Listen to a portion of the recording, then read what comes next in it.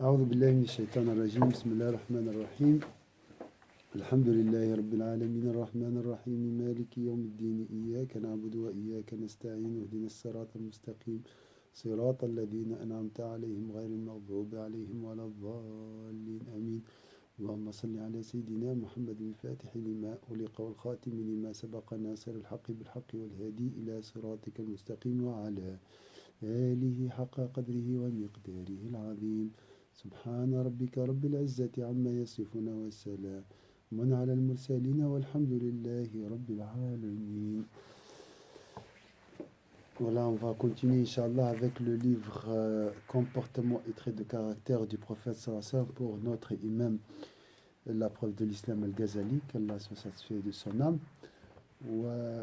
ونواصل مع كتاب آداب المعيشة وأخلاق النبوة l'imam al-Ghazali radiallahu anhu wa ardah. Donc je vais vous dire exactement quelle page. Alors c'est presque à la fin. Donc on parle ici de ces miracles et des signes qui prouvent sa sincérité.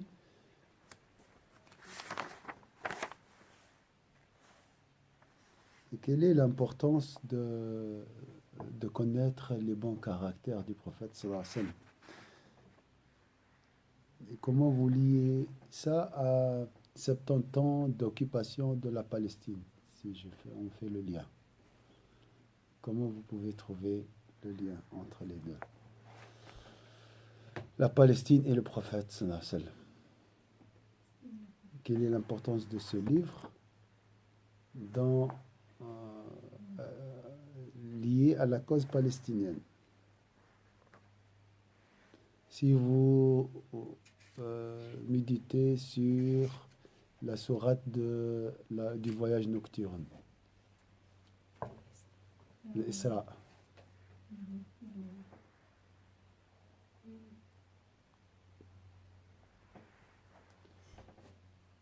ça commence par quel verset? Regardez. Surat al-Isra. Vous avez le Coran? Oui. Il y a ici le Coran. Ici. Voilà. Regardez le premier verset de Surat al-Isra.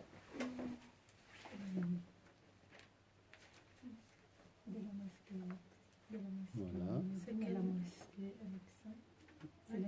17, Surat 17.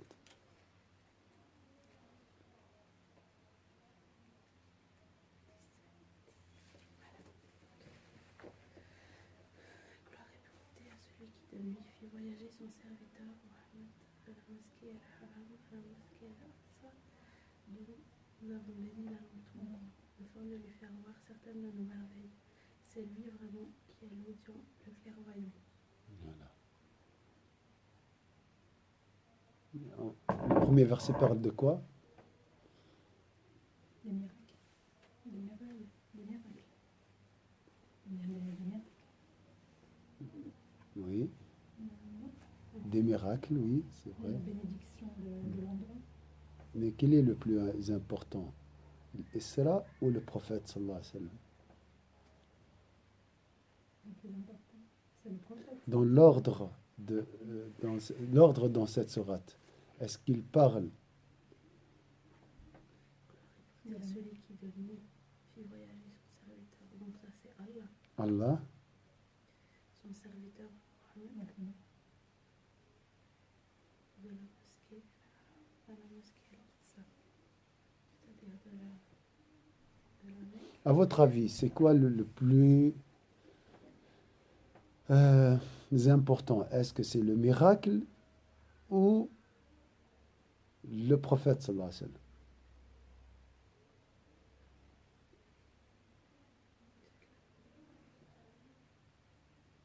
Le miracle, moi je dirais. Il a mis le prophète en avant. C'est le prophète sallallahu alayhi wa sallam qui a mérité ce miracle. Maintenant, la question, comment il a mérité ce miracle? Pourquoi? pourquoi ou comment? Comment il a mérité ce miracle, le prophète. Dans cette sourate, ce verset, la gloire à celui qui a fait voyager son serviteur de nuit de la mosquée le sacrée, le haram, jusqu'à Al-Aqsa. D'accord. C'est lui, le clairvoyant, le clairvoyant ici, selon Shirta ibn Ashur, on parle du prophète. Lui? Oui, le prophète qui est clairvoyant et audient. Selon, il y a plusieurs interprétations. Mais là, Shirta ibn Ashur, il a dit c'est le prophète qui est le clairvoyant et qui est audient. Donc là, j'ai dévoilé déjà un secret pour mériter ce miracle Il doit être. qui est la libération de la Palestine. Il faut être clairvoyant. Audient et clairvoyant. Un. Deuxième, et avant tout, mais pour être clairvoyant et audient, il faut être son serviteur, le serviteur d'Allah. Pas le serviteur de l'argent, pas le serviteur du gloire, pas le serviteur de la dunya, pas le serviteur des habits, pas. Le serviteur d'Allah. Être vraiment sincère. Et là, facilement, tu vas planer vers le mosquée Al-Aqsa avec le buraq, la monture sacrée. Est-ce que c'est clair, mes sœurs? Donc, ça, c'est très important. La première chose pour arriver à la Palestine, si on veut retourner à la Palestine, c'est l'amour du prophète sallallahu alayhi wa sallam. C'est l'amour des qualités du prophète sallallahu alayhi wa sallam. C'est s'attacher au prophète sallallahu alayhi wa sallam avant même de lire le Coran. Avant de lire le Coran, il faut se purifier par l'amour du prophète sallallahu alayhi wa sallam. Est-ce que c'est clair? Le premier verset, c'est le prophète. Après, la sourate nous parle du Coran, qui guide dans le droit chemin. Inna hadha al-Qur'ana yahdi lillati hiya aqwam. Après, il revient le Coran. On va voir dans un autre verset. Ce Coran guide vers le droit chemin, vers le meilleur chemin. Mais après, il parle que ce Coran est une miséricorde, une guérison uniquement pour les croyants. Et ce Coran égare les injustes. Donc on revient vers le cœur du prophète sallallahu alayhi wa sallam. Le Coran sans le prophète sallallahu alayhi wa sallam n'a pas de valeur. Parce que le Coran, le prophète lui-même était un Coran marché sur terre. Est-ce que c'est clair, mes sœurs? Notre religion est un comportement et c'est l'action, c'est l'éthique. Donc l'éthique pour recevoir le Coran, et le Coran embellira notre comportement. Et insère toujours le tawaf. Il parle toujours de tawaf. Le point de départ, c'est le point d'arrivée qui se transforme en un point d'A, et comme ça jusqu'à la rencontre d'Allah Azza wa Jal. Celui qui voit la religion linéaire comme ça, d'un point A vers un point B, n'a rien compris de cette religion. C'est un voyage jusqu'à la rencontre d'Allah Azza wa Jal, qui n'a pas de fin aussi.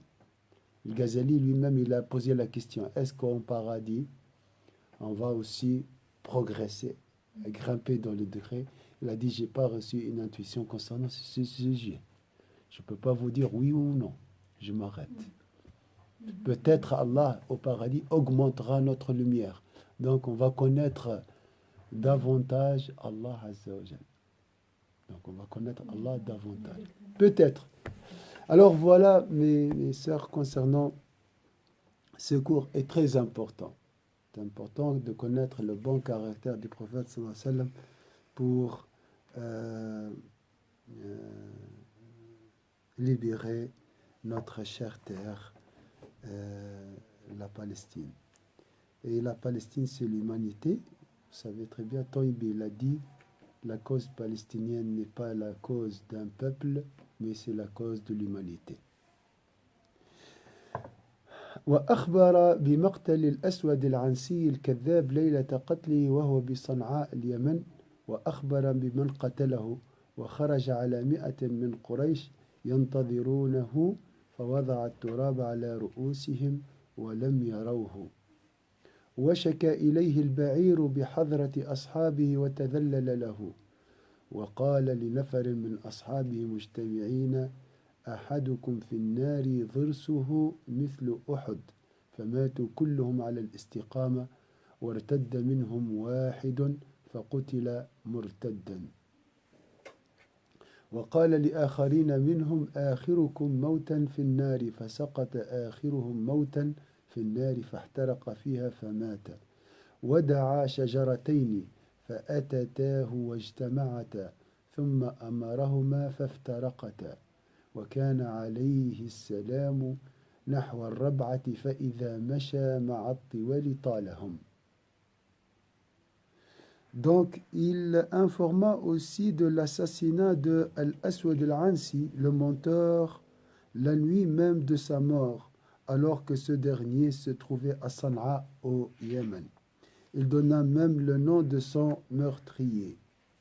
225 épisodes cités par les biographes du prophète sallallahu alayhi wa sallam, mais selon lesquels le nom de l'assassin de l'Aswad al-Ansi serait فيروز الديلمي.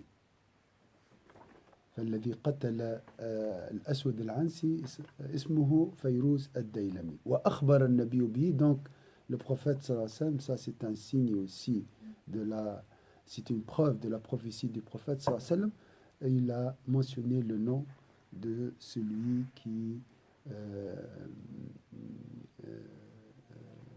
donc l'auteur de cet assassinat. Il affronta 100 Qurayshites qui l'attendaient en leur lançant une poignée de terre au visage, et il devint invisible à leurs yeux. Un chameau se plaignit à lui en présence de ses compagnons et s'humilia devant lui. Un autre signe, c'est une miséricorde pour l'univers, pour les animaux, pour les plantes. Là, c'est le chameau qui se plaignit à lui en présence de ses compagnons et s'humilia devant lui.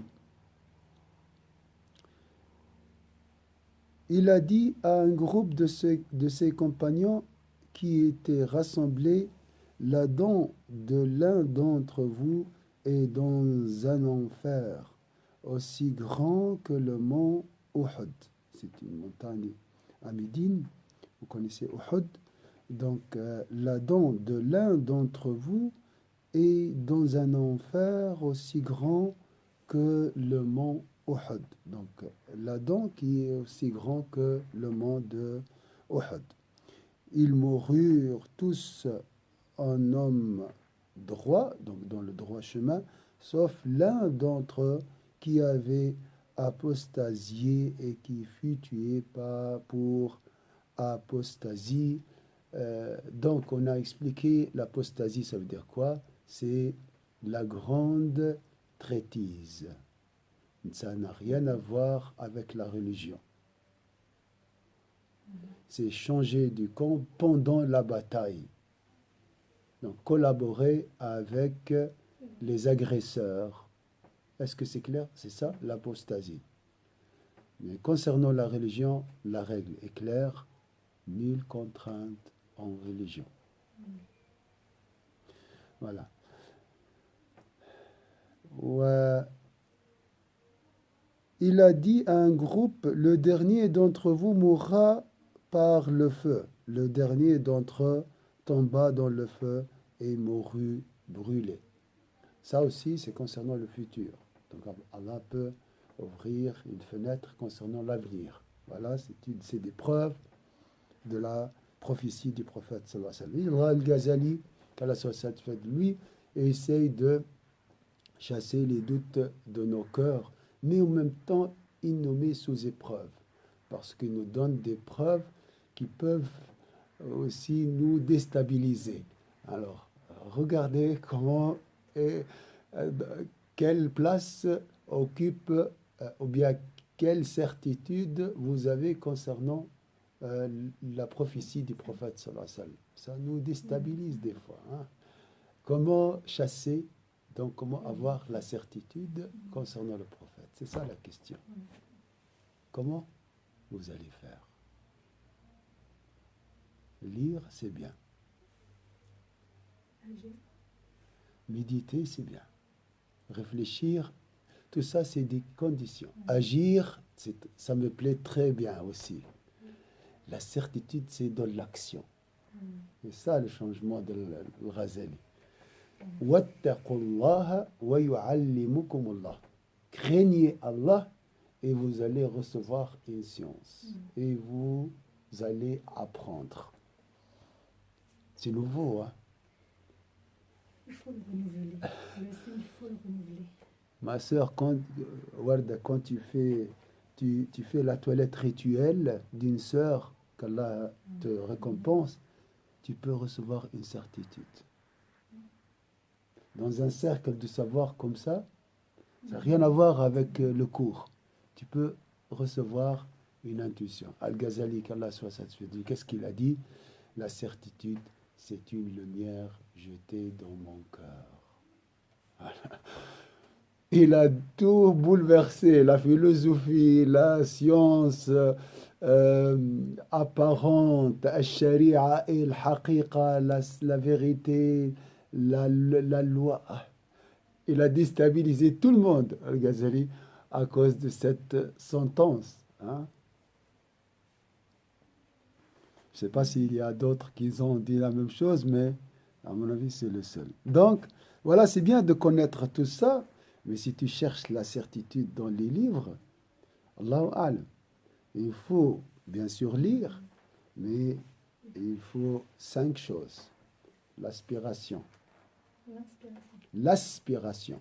Aspiration. L'inspiration, elle vient toute seule, ma sœur.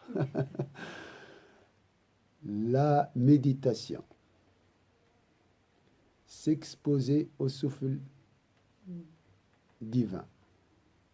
Donc le matin, par exemple, est un moment propice pour recevoir la lumière. Pas comme à midi, par exemple. Là, le matin, l'aube, ou bien le soir, la nuit, c'est des moments qui stimulent la miséricorde d'Allah Azza wa Jal. Alors on a dit aspiration, connaissance, intelligence innée, ça aussi, ça dépend. Donc l'intuition ou le dévoilement spirituel ou la certitude, comme tu veux, dépend aussi de la quantité de dévoilement, dépend de l'intelligence. C'est comme ça, c'est une question de capacité. Hein? Ça aide beaucoup. Le savoir, on a dit, et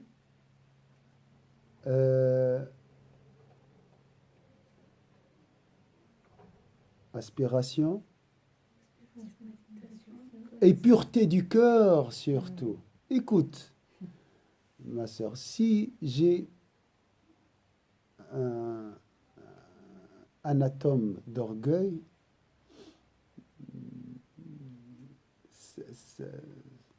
je serai privé de la lumière. Pourquoi? Parce que les diables chassent les anges et les anges chassent les diables.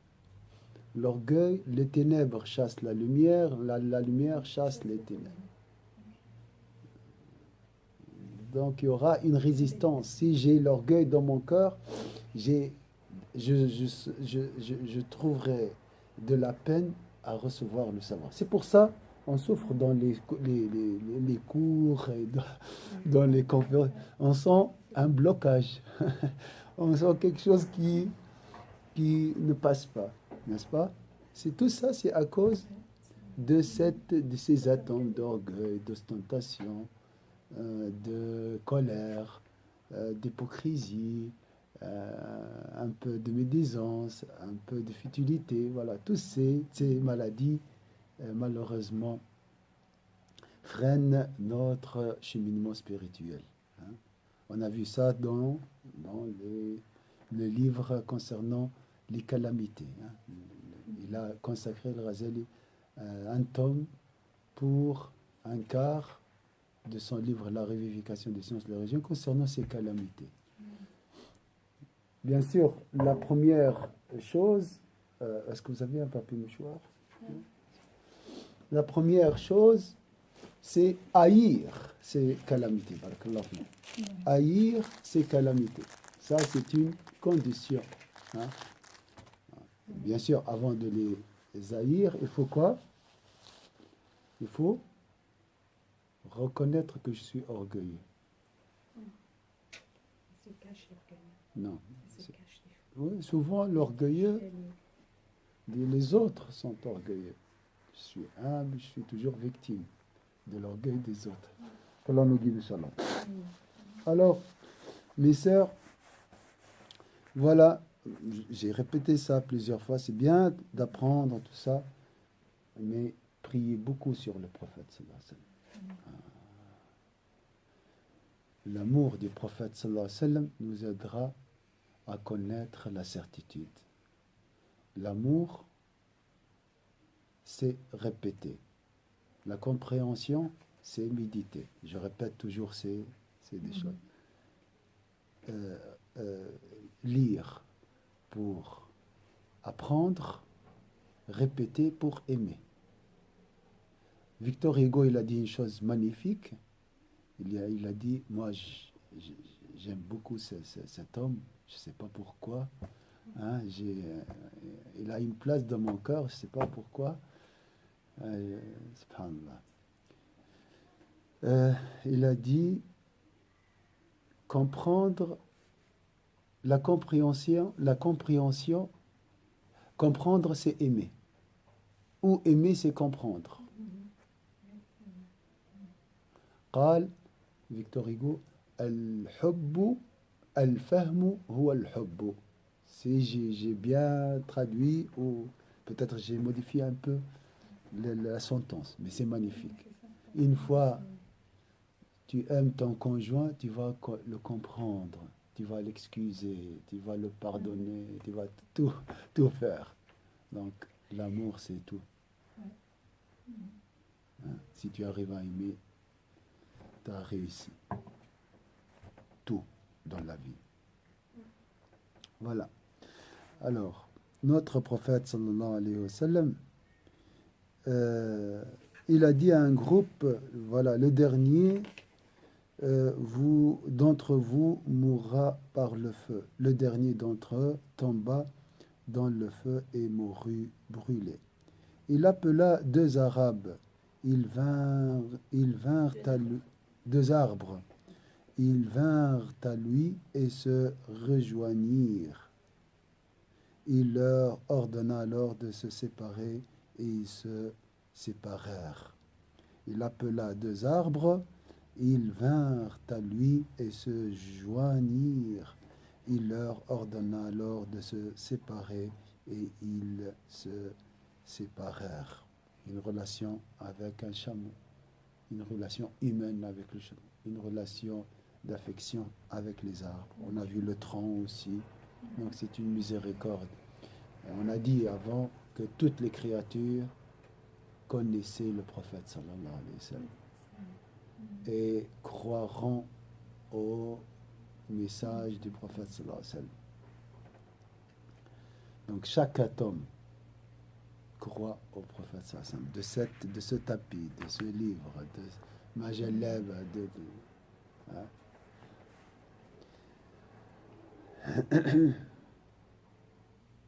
Quelle relation avec les atomes de cet univers? Quelle relation avec l'univers? Imagine, tu passes à côté d'une pierre, te dis Assalamu alaikum. C'était le cas du prophète sallallahu alayhi wa sallam. Une relation, comme il a dit Sayyid Qutb, c'est une relation de familiarité.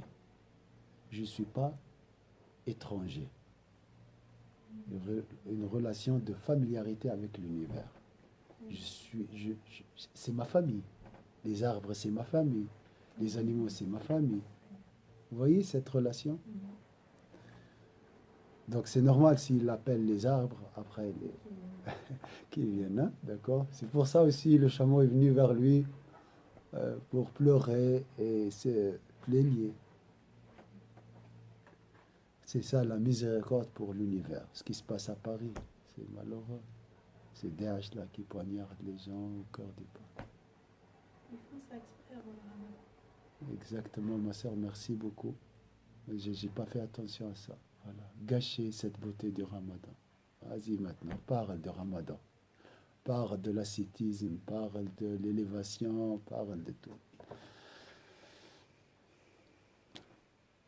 Mais comme il a dit Mohamed El-Ghazali, le nouveau Ghazali, c'est le contemporain, il a dit, tu n'as pas besoin de collaborer pour aider ton ennemi, il suffit d'être sot. لا تحتاج أن تكون عميلا لتخدم عدوك يكفي أن تكون أحمق. Tu n'as pas besoin de collaborer avec ton ennemi pour le servir, il suffit d'être sot pour lui offrir le meilleur service, entre guillemets. Donc, il y a des gens qui disent « Ah, il y a le lobby sioniste et tout ça. » J'ai dit « C'est la sottise. » C'est tout. C'est la sottise. Quelqu'un m'a dit, j'ai dit « Mon frère, dans le monde arabe, nous lisons une demi-page, la moyenne, par année. Les Japonais lisent 80 livres par année. C'est clair. Il ne faut pas jeter la faute sur les autres. Alors, qu'est-ce que...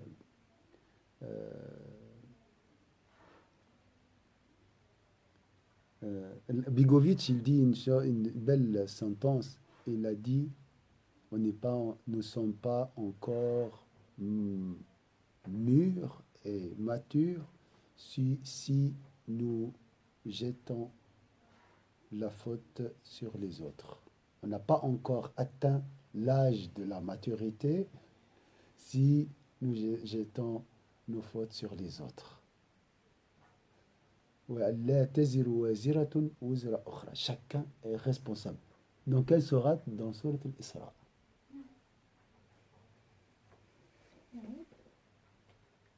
Chaque âme est responsable. Le dépôt est collé à notre cou, c'est marqué aussi.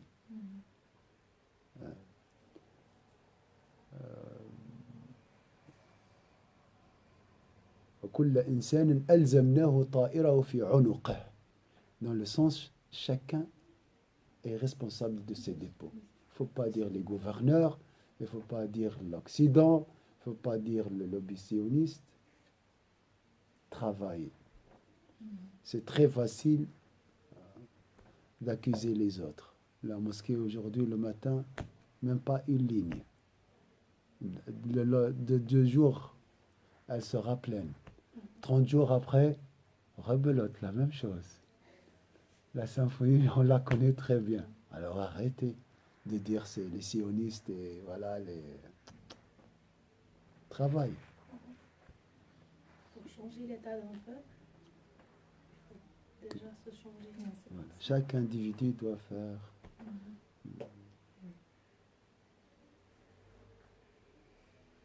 Et comme par hasard dans cette sourate, c'est le verset 11 de sourate Ar-Ra'd, le tonnerre. On parle, juste après, on parle des éclairs. Le changement passe par le cœur. C'est le cœur qui reçoit les éclairs, les dévoilements spirituels. N'est-ce pas? Et après l'éclair, qu'est-ce qu'il y a? Il y a le tonnerre. Et après le tonnerre, qu'est-ce qu'il y a? Les averses.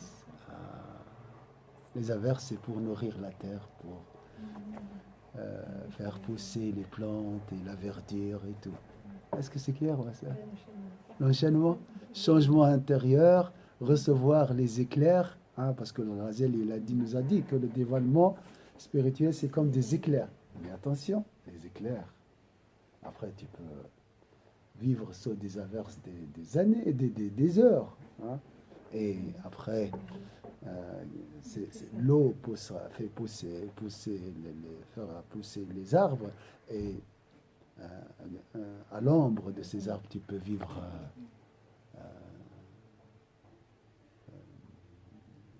apaisé et tu trouveras la belle vie. Est-ce que c'est clair ici? Oui, c'est clair. Ouais. Hein? C'est pas par hasard qu'on parle du changement et les éclairs et les tonnerres, tout ça. Hein. Mais bien sûr, les éclairs sont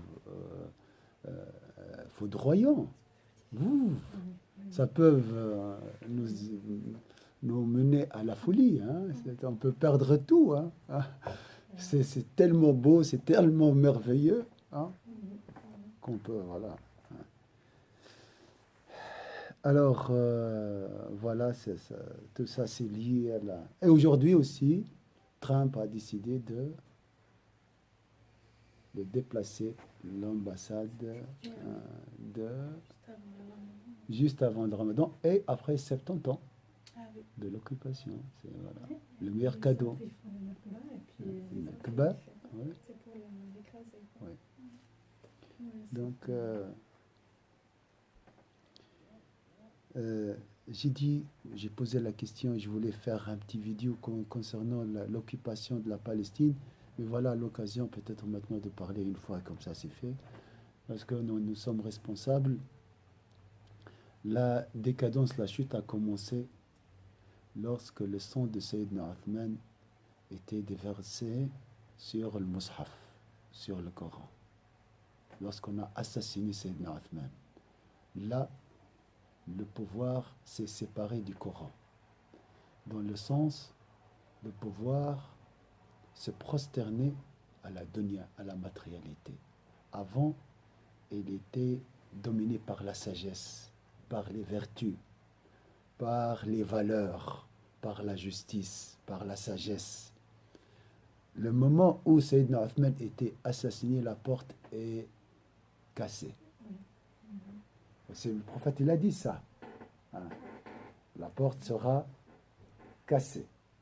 Dans le sens, voilà, c'est la séparation entre le monde, le camp des valeurs et la vie mondaine. Là, la vie sera dominée par l'intérêt. C'est fini. Imaginez le sang de Sayyidina Othman sur hein, couvre les pages du Coran. C'est clair, c'est fini. Il n'y a plus de valeur. Hein? Et depuis l'assassinat de Sayyidina Othman, on était dominé par des dictateurs jusqu'à aujourd'hui. Attention, quand je parle de la dictature, je ne parle pas d'un phénomène politique seulement. Je parle de la vraie dictature, c'est la domination de l'argent et de l'amour de la matérialité de la dunya. Voilà. On a remplacé l'amour des valeurs, l'attachement aux valeurs, par l'attachement à la matérialité de la vie d'ici-bas. C'est ça, l'assassinat de Sayyidina Othman. C'est la fin de l'époque d'or, l'époque des valeurs. Et voilà, depuis lors, nous nageons dans le sang, dans l'intérêt. Après, c'est le Hussein, qu'Allah soit satisfait de lui. Après, voilà, Hier, un frère m'a montré un film ou bien une série turque qui parle des gloires des Turcs. J'ai dit, mon frère, ce film est très sanglant. Beaucoup de sang, beaucoup de guerre. Mais tu penses, moi, j'ai pas parlé, je m'excuse, je parlais ce matin. J'ai dit, peut-être c'est à cause de ça, nous avons Daesh aujourd'hui. Mais c'est vrai, même film Rissel, elle est très sanglant. Parce qu'on n'a jamais parlé de la justice. On n'a jamais parlé de la Shura. N'est-ce pas? La consultation, demander l'avis du peuple. Le choix du gouverneur par le peuple.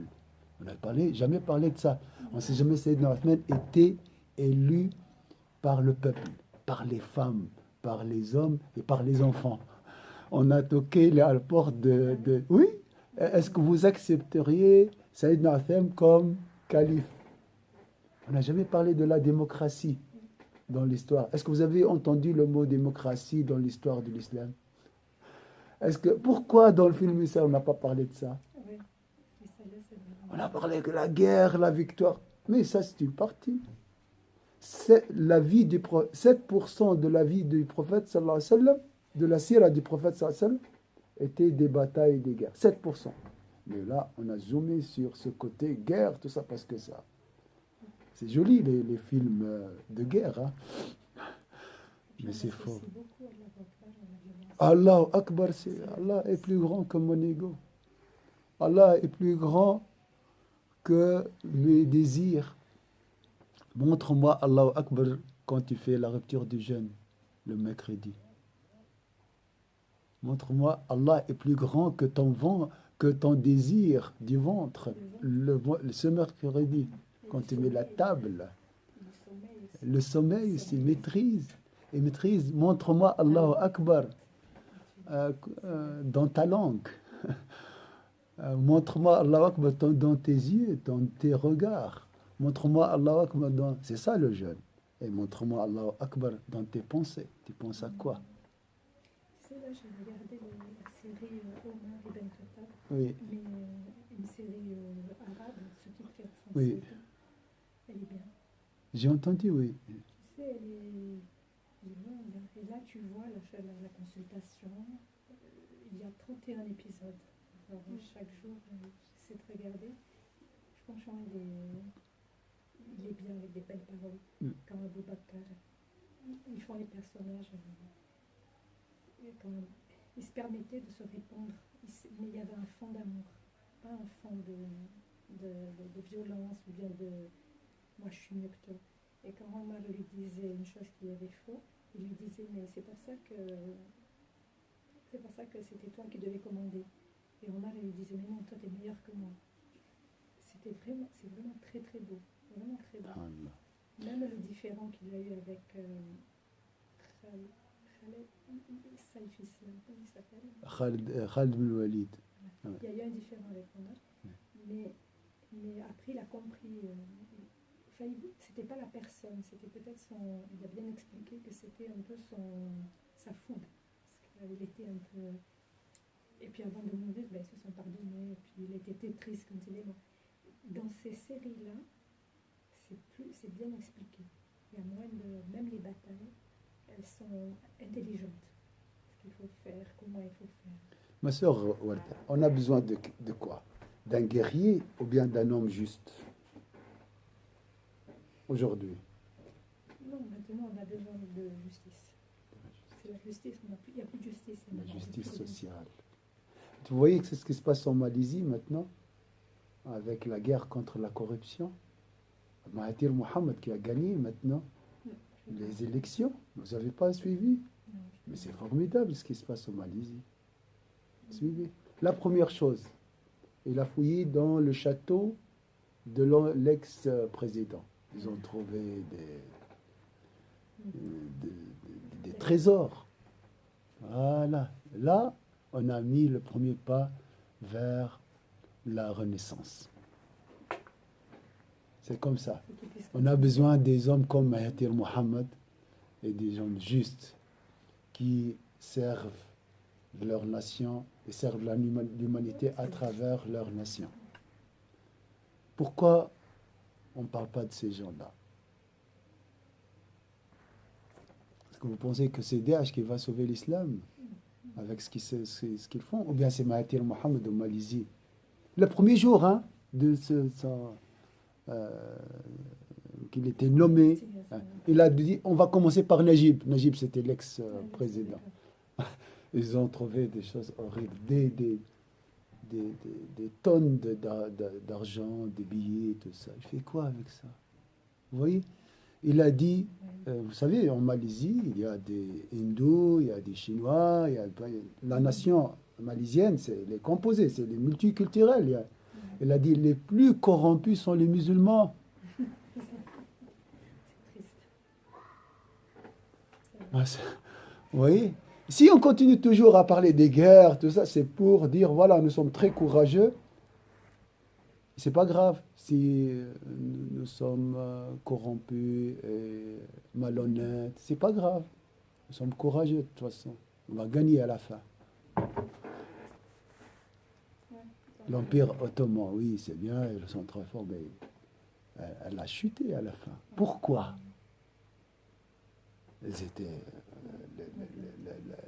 la reine du monde à l'époque. Hein? Pourquoi elle a chuté? Pourquoi en Andalousie on parle de l'Andalousie? Pourquoi les musulmans n'ont pas... ils ont quitté aussi? C'est l'injustice, ma sœur. Ma sœur, c'est en sourate Ar-Rahman. Ar-Rahma est lié à la justice. Tout est bâti sur l'équité. Sans l'équité, on ne parle pas. Sans l'équité, me montre pas, il ne faut pas me montrer ta jalaba, ta barbe, ton voile. Il faut tout d'abord être équitable avec son conjoint. Après, on parlera. Est-ce que c'est clair ici? On a besoin d'un système basé sur cette balance, cette équité. Qu'Allah nous guide, Inch'Allah. Alors, je ne sais pas si c'est l'heure ou pas. Non? Pour moi, voilà. Oui, on va s'arrêter ici, Inch'Allah. أعوذ بالله من الشيطان الرجيم بسم الله الرحمن الرحيم والعصر إن الإنسان في خسر إلا الذين آمنوا وعملوا الصالحات وتواصوا بالحق وتواصوا بالصبر سبحانك اللهم وبحمدك نشهد أن لا إله إلا أنت نستغفرك ونتوب إليك سبحان ربك رب العزة عما يصفون وسلام على المرسلين الحمد لله رب العالمين بارك الله فيكم إن شاء الله. Donc ce soir, Inch'Allah, on va parler d'un... alors, on a vu Sayyidina Omar. Je ne sais pas si Sayyidina Omar ou Mu'adh ibn Jabal. On verra, de toute façon. Inch'Allah, ce soir, Inch'Allah.